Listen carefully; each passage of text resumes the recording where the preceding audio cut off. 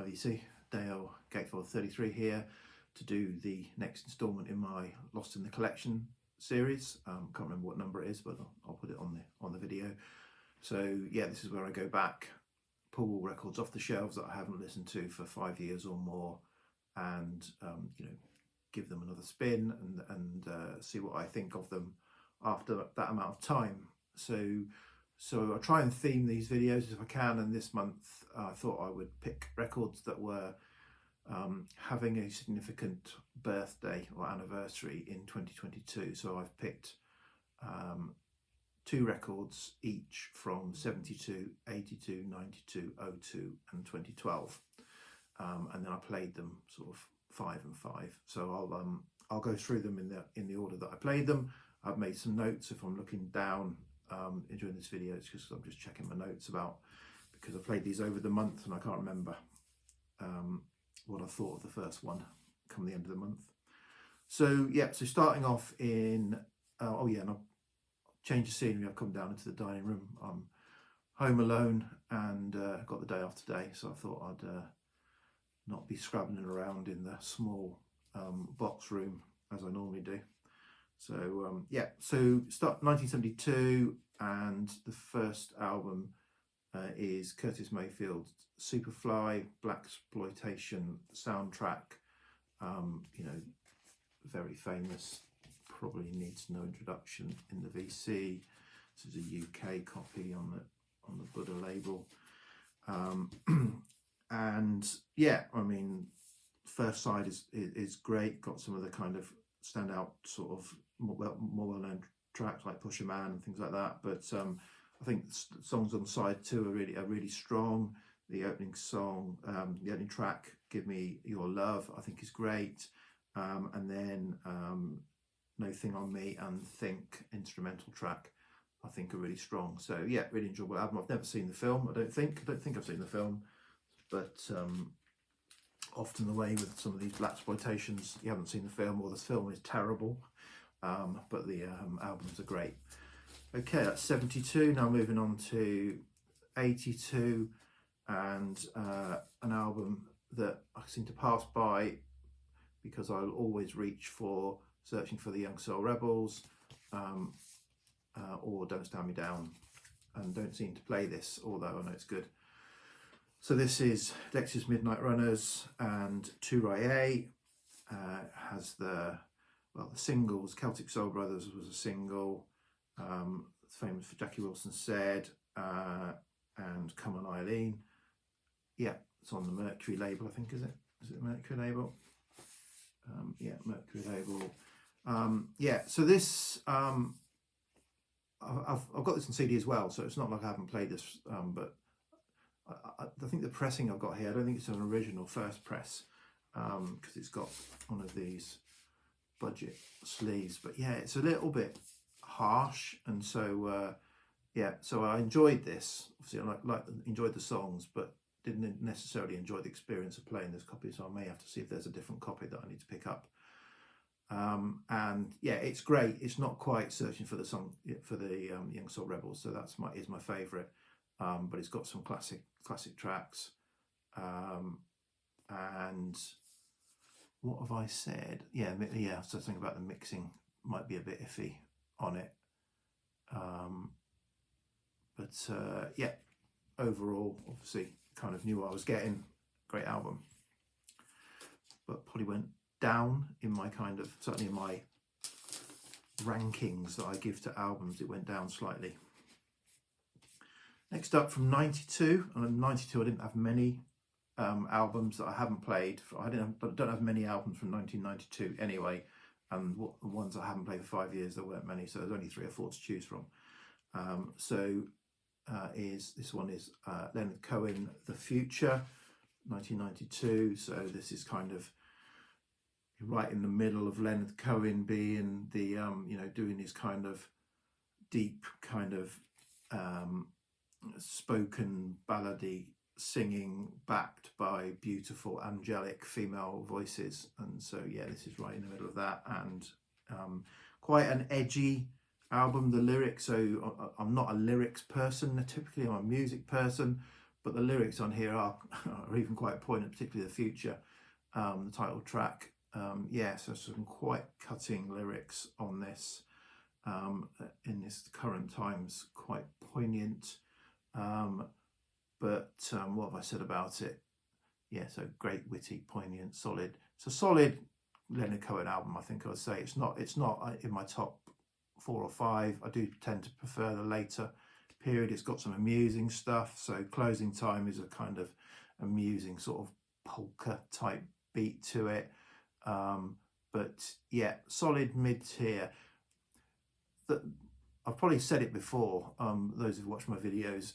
Yeah, I like artists to get an album done, and so the thing that kind of does hold this back a bit for me is it's 60 minutes long for a single album, and you know, in my ideal world, I like an artist to get it done in 40 minutes if they can. So 60 minutes, it did kind of drag towards the end. Okay, on to 2002, and this album, The Flaming Lips and Yoshimi Battles the Pink Robots. So yeah, so I'm not a massive Flaming Lips fan, but I am a massive fan of this album. This was a real favourite in the car with the kids and the family, on CD when I got it. So I got it when it came out on CD, and when I got back into, or got into vinyl, I picked up a copy of it, one of the sort of early records that I picked up. But yeah, I think, is it a concept album? I think the first sort of, most of the first side has got a theme to it, but yeah, I don't know if it is a concept album. There's things are written that it isn't, and I think Wayne Coyne said it isn't. But yeah, so obviously the standout track, the track that everyone, you know, was really popular in the car, Yoshimi Battles the Pink Robots Part 1. You know, that gets the family, the kids were singing along to that all the time when they were younger. So yeah, so great. And but actually I thought that the album hangs together really well, so I may go back and visit a few more. I've got sort of 3 or 4 Flaming Lips albums on CD. This is the only one I've got on vinyl. Might go back and revisit some of their albums, but yeah, really enjoyable listen. 2012, I had loads of 2012 because I got back into collecting vinyl at the beginning of 2012, so I was picking things up from that point forward, so lots to choose from there. So this is Susie Chunk. So the what is this? This is kind of like a mod revival, soul, funky kind of record, mod beat kind of revival. And I'm trying to think who she. This is badged as a Susie Chunk album, but she's been part of a band called the Groovy Uncle, which have put out several other albums which have gone out as Groovy Uncle with Susie Chunk. This seems to be Susie Chunk, although it's got the same band on it, so I don't know what was going on there. Yeah, it was a limited press. It sounded interesting at the time, and it is really good. It's really good, and going back to it, it rose in my appreciation. So yeah, I think when I listened to it, when I bought it, I thought it was okay, good example of mod revival beat album. But going back to it, I thought, no, it's really good. It's got a bit more about it. So yeah, the for the millionth time, No Stone Unturned, the sort of opening 2 tracks really kind of get it going. But for me, probably Normal on the 5th track on side 1, and the sort of closing 2 tracks, really strong. So yeah, it's available on Spotify. It's kind of like if you and I don't know what exactly the right proportions, but if you mix Dusty with Lulu with Adele, is kind of where you got. She does get a little bit Adele-like, a little bit you know, too shouty. Well, no, too shout, a little bit up there, or you know, with Lulu and stuff like that. But generally, it's a really good. So I think it's better on the ballads. I think some of the up-tempo stuff gets a little bit too, say, a bit too energetic for me. The voice would be in the red zone on the old on the meters. Right, so that's the first kind of run through of 72 to 2012. And I'll move on, turn the page and move on to the second. So back to 1972, and this album is Morris On. So this is like a supergroup, a folk supergroup, released on the Island label. And yeah, this is a fun, amusing. If you're into, you know, I'm into my folk and my hauntology and all that kind of stuff, but this is more on the kind of traditional folk Morris dancing, very kind of tongue-in-cheek, I think, as the kind of maybe the cover suggests. So it's got Richard Thompson on it. It's got the kind of like a lot of, say, folk, English folk or British folk royalty, John Kirkpatrick, Richard Thompson, Barry Dransfield, Ashley Hutchings and Dave Mattox. I think it was put together by Ashley Hutchings. So yeah, and it's kind of a sort of like slightly rocked up Morris dancing, but really say quite fun if you're in the right mood. And what I hadn't realised, so it has got a couple of tracks with some female vocals on, as well as kind of all the male vocals going on, and it says Shirley Hutchings is the provides, and I thought, oh, sounds familiar, though the distinct voice, and of course I hadn't realised that. So that Shirley Collins was kind of credited as Shirley Hutchings. I've never seen her credited as anything other than Shirley Collins before. So she was married to Ashley Hutchings at the time and provided some vocals on it, which is quite interesting to me anyway. Okay, now on to 82 again, and a lovely, pretty pristine original copy of XTC's English Settlement. And yeah, this is an album I really want to love, and I only like it. I don't love it. I just really want to love this album more than I do. So yeah, so it's a great design, great concept, great songs. I just think it's a little bit long. Some of the songs are a little bit long. I think they get their message across. They could have shortened them a bit, which would have made the overall album not quite as long. So for me, it starts to drag, particularly onto the second disc. I know a lot of people love this album and hold it up. So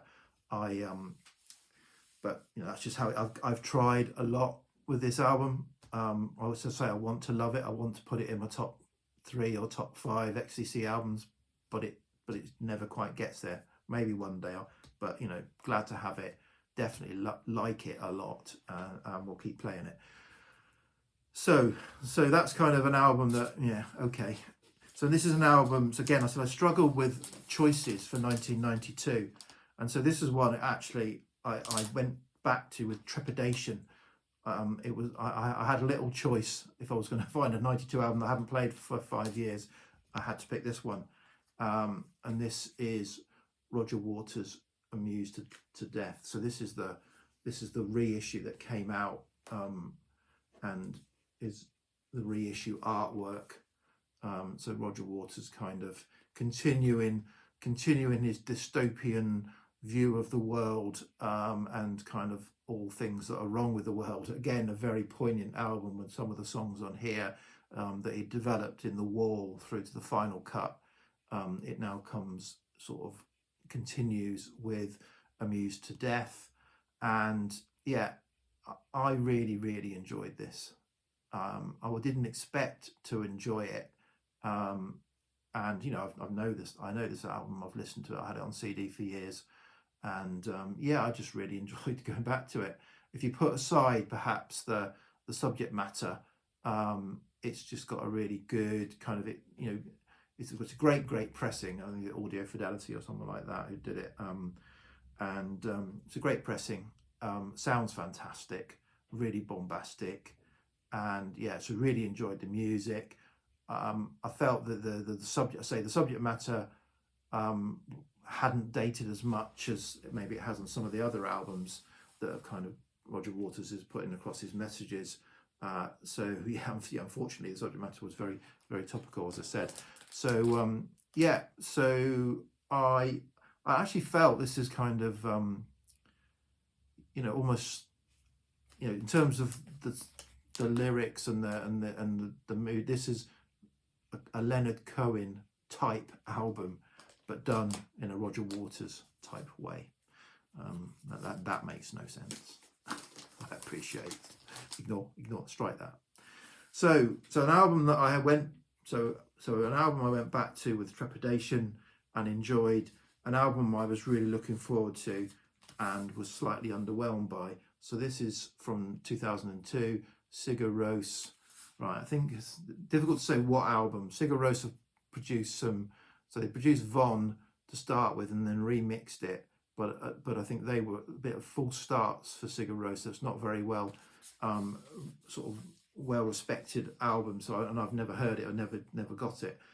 So I always regard Agatis Birgen, I can't pronounce it, as their debut album, even though technically it's their third. If you count the remix album, this would be their fifth because there was a soundtrack. But I regard this as their second album. And this is packaging concept absolutely spot on, and most of the music. So, in terms of if you come to this new, you're not going to get any information out of this. So, very little. It says sigurros.com. It says Sigur Rós.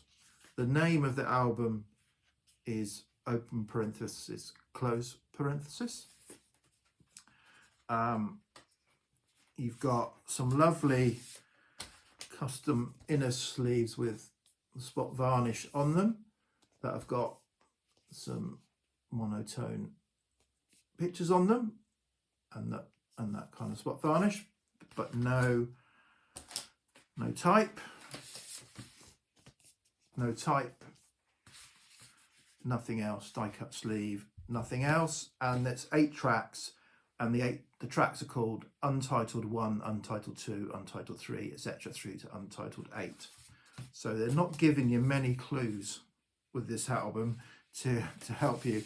And then it's a mix of instrumental and Jonsi, the lead vocalist, sings in a mix of Icelandic, they're an Icelandic band, and a completely made up language that is just really means the vocal it's a wordless vocal. So you've got wordless vocals, no titles to the album.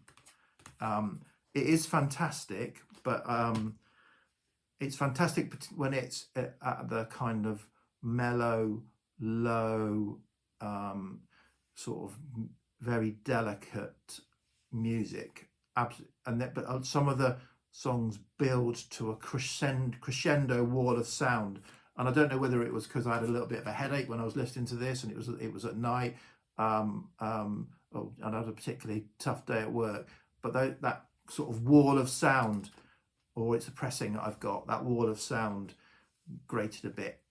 So those songs, and that's why it kind of just slightly disappointed me. Overall, it's a kind of, and I probably need to listen to the digital copy to see if it was just the pressing. So yeah, so it kind of stayed as I was expecting, but slightly disappointed me with some of those wall of sound crescendos that came along. But it's an album you need to listen, obviously with nothing else, you need to listen to the album in full. It's 72 minutes, but unlike what I said about the English Settlement, because of that type of album, I'm fine with that. It's a 72-minute experience, even though there were no lyrics, no nothing to help you through it. Have I just contradicted myself? Probably. Okay, finally from 2012 is an album I went back to, not expecting that much from memory. From memory, I enjoyed it, but again, I was surprised. And this is Dr. John and his album Locked Down that came out in 2012. So I think it came out, was it 2012? yeah, 2012 release. So I bought this new when it came out, and this was done with collaboration with Dan Auerbach of the Black Keys. He played on it and co-wrote, as did other members of the band that they had working on this with Dr. John. And so it's a blend of the Dr. John. There's an insert in it that talks in tongues. It doesn't really help. It kind of talks about Dr. John and Mac Rabenak being two alter egos, and this is the blending of those alter egos, but didn't give me any more clues, if I'm honest. But what will I say about the record? I really enjoyed the music.